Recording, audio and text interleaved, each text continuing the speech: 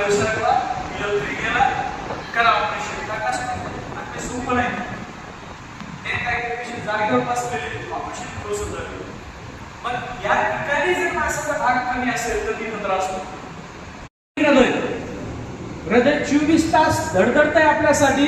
आणि 24 तास धडणाऱ्या हृदयासाठी जर काळजी घ्यायची असेल तर पोट कसं पाहिजे क्लीन पाहिजे पोट स्वच्छ पाहिजे पोटात चरबीचं प्रमाण प्रमाणात पाहिजे जर हृदयाला